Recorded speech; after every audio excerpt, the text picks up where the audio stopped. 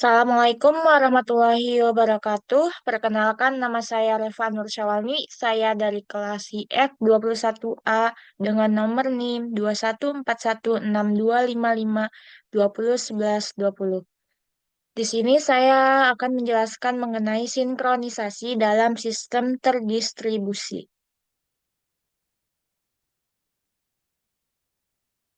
Baik, di sini saya akan membahas mengenai pengertian sinkronisasi, pentingnya sinkronisasi dalam sistem terdistribusi, tantangan dalam sinkronisasi sistem terdistribusi, jenis-jenis sinkronisasi, lalu contoh sinkronisasi di dunia nyata dalam sistem terdistribusi. Lalu apa yang dimaksud dengan sinkronisasi?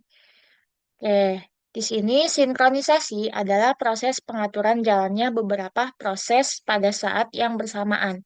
Tujuan utama sinkronisasi adalah menghindari terjadinya inkonsistensi data karena pengaksesan oleh beberapa proses yang berbeda, serta untuk mengatur urutan jalannya proses-proses sehingga dapat berjalan dengan lancar dan terhindar dari deadlock dan starvation. Sinkronisasi umumnya dilakukan dengan bantuan perangkat sinkronisasi. Penyelesaian terhadap masalah ini sangat penting karena perkembangan teknologi sistem komputer menuju ke sistem multiprocessing, terdistribusi, dan paralel yang mengharuskan adanya proses-proses konkuren. Kenapa sih sinkronisasi itu penting? Ya, di sini saya mendapatkan beberapa alasan mengapa sinkronisasi itu penting. Yang pertama, integritas data. Memastikan bahwa data tetap konsisten di semua node, mencegah konflik dan inkonsistensi. Yang kedua, sinkronisasi status. Mempertahankan status yang koheren di seluruh komponen terdistribusi yang sangat penting untuk aplikasi seperti basis data dan sistem berkas. Yang ketiga, koordinasi tugas. Membantu mengkoordinasikan tugas dan operasi di antara node yang terdistribusi, memastikan semuanya bekerja sama secara harmonis. Lalu yang keempat, manajemen sumber daya, yaitu mengelola akses ke sumber daya bersama, mencegah konflik dan memastikan penggunaan yang adil. Lalu yang kelima, manajemen redundansi, memastikan sistem redundan disinkronkan, meningkatkan toleransi kesalahan dan keandalan sistem. Lalu yang keenam, mekanisme pemulihan. Memfasilitasi mekanisme pemulihan yang efektif dengan mempertahankan status dan log yang tersinkronisasi.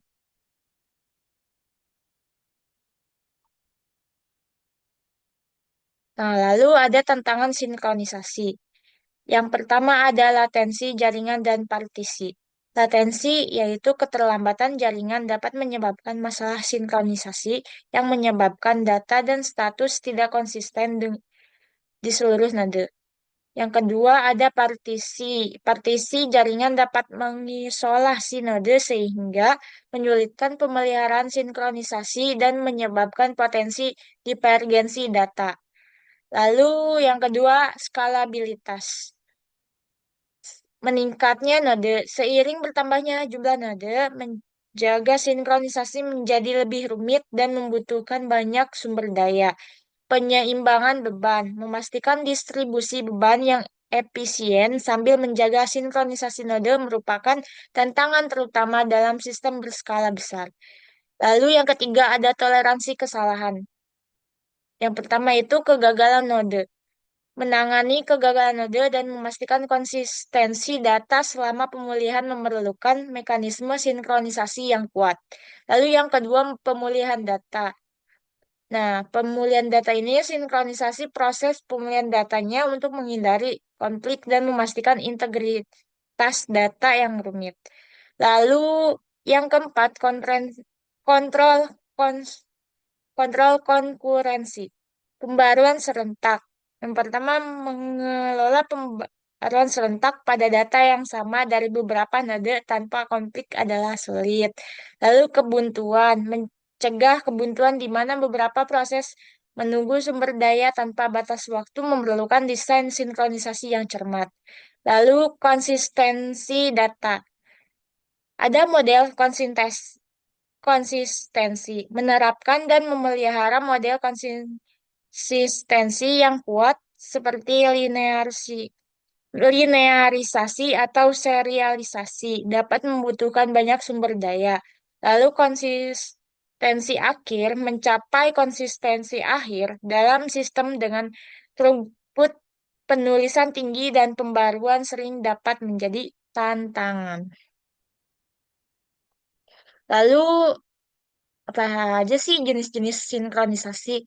Nah, jenis-jenis sinkronisasi itu ada tiga. Yang pertama ini ada sinkronisasi waktu, yang kedua ada sinkronisasi data, yang ketiga ada sinkronisasi proses. Baik, kita jelaskan satu persatu secara singkat ya teman-teman. Yang pertama ada sinkronisasi waktu. Nah, sinkronisasi waktu ini memastikan bahwa semua node dalam sistem terdistribusi memiliki tampilan waktu yang konsisten.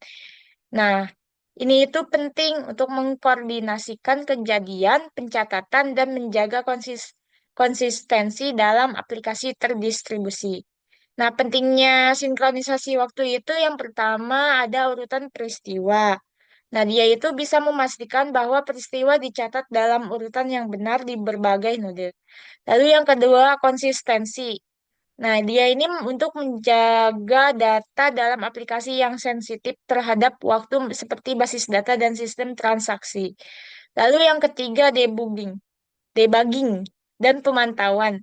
Stempel waktu yang akurat sangat penting untuk debugging, pemantauan, dan audit aktivitas sistem. Nah, lalu ada teknik sinkronisasi waktu. Ada tiga. Yang pertama, network time protocol, NTP, menyinkronkan jam komputer melalui jaringan. Lalu yang kedua, precision time protocol, PTP, menyediakan sinkronisasi waktu dengan akurasi lebih tinggi untuk sistem yang memerlukan pengaturan waktu yang tepat. Lalu yang ketiga ada jam logika. Pastikan urutan acara tanpa bergantung pada waktu fisik, misalnya stempel waktu temper. Lalu yang kedua ada sinkronisasi data. Sinkronisasi data memastikan bahwa beberapa salinan data di berbagai node dalam sistem terdistribusi tetap konsisten.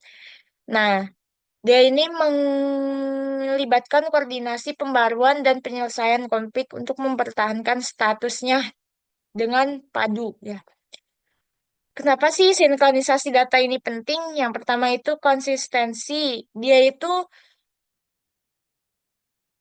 memastikan bahwa semua sinode memiliki data yang sama, mencegah ketidakkonsistenan. Lalu yang kedua, toleransi kesalahan, menjaga integritas data saat terjadi kegagalan, node dan partisi jaringan.